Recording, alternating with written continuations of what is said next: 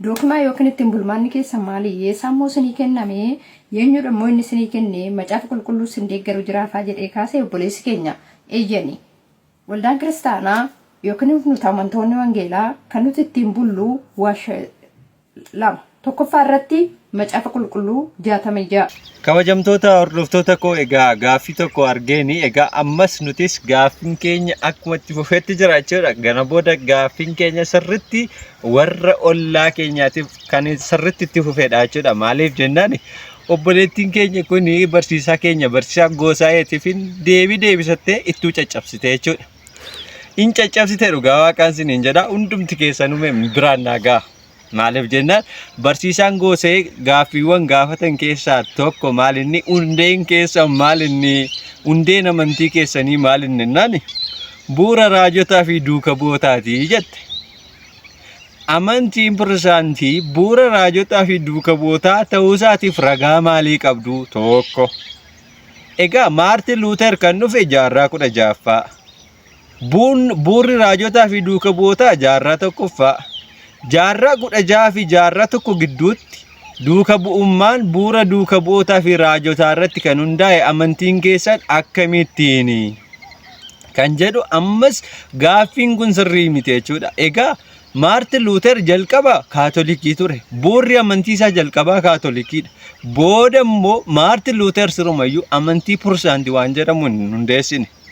Kanaafu John Calvin illee amantii pirooteestaantii kan hundeesse. Maartin Luuter farmii dhiyeesse malee amantii pirooteestaantii hundeesse kan jedhu hin jiru. Kanaafu amantiin bu'uura qaba. Gaaffii akkanaa hin gaafatamnu jette. Ortodoksiin eessaa dhufte jennee hin gaafannu jette. Maaf hin gaafatiin maaltu si dhoowwe? Kanaafu sirrii miti jechuudha.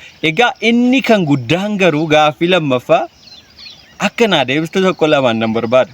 Tokkoffaa soolaawwan shananii bu'uurri keenya doogmaan keenyaatti. Egaa waan sinni bukeessa soolaawwan shanan kan jedhaman kun diina kitaaba qulqulluuti. Jaalattanis jibbitanis. Miti yoo jettan immoo deebii ga'aa sirraan barbaada jechuudha. Hundumti keessanuu mucayyoo kana biraan nagaa. Maaliif jennaan soolaa isa jalqabaan sii deebisa guyyaa irraatti. Garuu soolaawwan shanan tokko lamaan akkanaa deebistu nan barbaada. Arra garuu soolaawwan shanan keessaa soolaa isa jalqabaa akkanaa deebistu nan barbaada. Soolaa scripture kitaaba qulqulluu qofa kan jedhu jechuudha. Kitaaba qulqulluu kan jedhu kun yeroo irra isaa ilaallamu waan bareedu wayii fakkaata. Garuu keessi isaa dhibee guddaa qaba. Egaa Maartin Luuter gaaffii kana eessaa fide? Gaaffiiwwan shanan kana eessaa fide yoo jenne Ogestin irraa kan barate. Ogestin immoo shakkaadha. Shakkaa kanarraa gaaffiiwwan kana gaafa kitaaba Ogestin gaafa sirriitti dubbisu maal fide? Akka shakkee kaatolikii keessaa boo isa taasise. Isaan booda maal jedhee kitaaba qulqulluu qofa. Egaa kitaaba qulqulluu qofa gaafa jennu gaaffii tokkoffaa gubbaarratti kana naa deebistaa jechuudha. Kitaaba qulqulluun alatti kitaaba qulqulluu qofa kan jedhu hin jiru jechuudha. Maaliif jennaan gaaffii tokkoffaa irratti wangeela Maatiyos boqonnaa 2 lakkoofsa 23 gubbaarratti afaan raajotaatiin akka dubbatame Naaziraawii jedhama jedha. Egaa afaan raajotaatiin kan dubbatame Naaziraawii jedhama.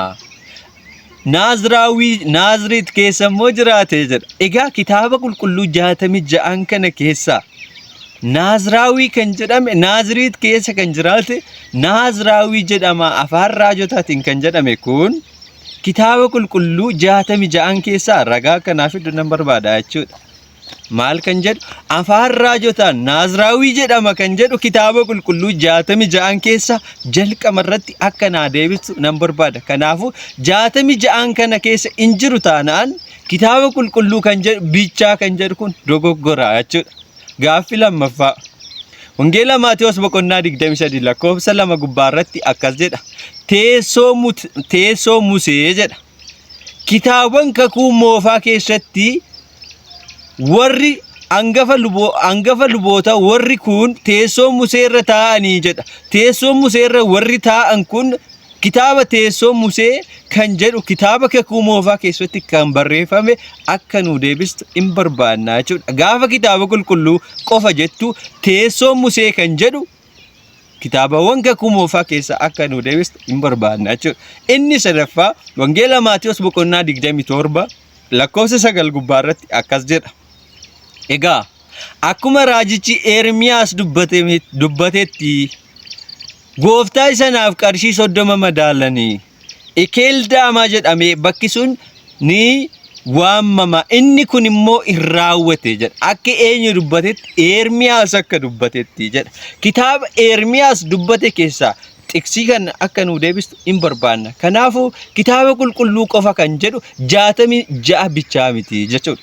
Kan biraa sii kaasa jechuudha. Egaa inni warri kun illee sirrii miti yoo jette hojii duuka bootaa boqonnaa 20 lakkoofsa 35 gubbaarratti akkas jedha. Warra kennan caala warra fudhatan caala warri kennan eebbifamaadha. Warra maal godhan caala warra fudhatan caala warri kennan eebbifamaadha jedha. Isa kana immoo gooftaatu jedhe qulqulluun Phaawulos. Eenyutu jedhe? Gooftaa keenya fayyisaa keenya Iyyesuus Kiristoostu jedhe. Inni kun wangeelota arfan keessa bakka gooftaan keenya Iyyesuus Kiristoos itti jedhe akka deebistu hin barbaadna jechuudha. Egaa qabxiiwwan kana yoo deebiste kitaaba qulqulluu qofa kan jedhu kuni qabxiiwwan arfan kana yoo deebiste gaadha. Kanaafuu Maartin Luuter soolaa 5 doogmaa 5 kan jedhu diinummaa kitaaba qulqulluu kan qabu malee egaa inni kan biraa immoo sirriitti itti sii dabalu gaaffii tokko. Kitaabnumti qulqulluu 66 kan jedhu Maartin Luuter biratti sirrii miti. Kitaabni Yaaqoob hin jiru 65dha. Kitaaba Yaaqoob immoo Maartin Luuter kitaaba galabaa jedhee abaara. Kanaafuu kitaaba Yaaqoob kana maaf itti dabaltan? Kan biraa hunduma isaa iyyuu soolaawwan 5 akka sirriin taane yeroo biraa itti fufna jechuudha. Galanni Waaqayyoof haa ta'u. Yeroo gaarii.